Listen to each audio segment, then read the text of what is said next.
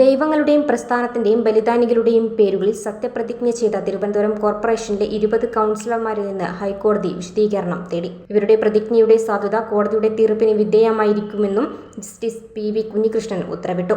വിഷയത്തിൽ വിശദവാദം കേൾക്കുമെന്ന് വ്യക്തമാക്കിയ കോടതി സർക്കാരിനും സംസ്ഥാന തെരഞ്ഞെടുപ്പ് കമ്മീഷനും ഉൾപ്പെടെ നോട്ടീസ് നൽകാൻ നിർദ്ദേശിച്ചു.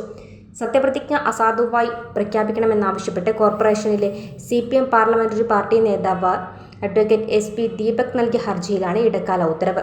നിശ്ചിത സമയത്തിനുള്ളിൽ നിയമപരമായി പ്രതിജ്ഞ ചെയ്യാൻ എതിർകക്ഷികളായ അംഗങ്ങളോട് നിർദ്ദേശിക്കണമെന്നും അതുവരെ ഇവരെ കൗൺസിലിൽ നിന്നും വിലക്കണമെന്നുമാണ് ഹർജിയിലെ ആവശ്യം.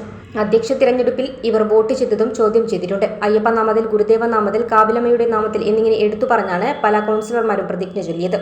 ഇത് കേരള മുനിസിപ്പാലിറ്റി നിയമത്തിലെ 143 വ്യവസ്ഥയുടെ ലംഘനമാണെന്നാണ് വാദം. നിയമപ്രകാരം ദൈവനാമത്തിലോ ദൃഢപ്രതിജ്ഞയോ മാത്രമാണ് അനുവദനീയം.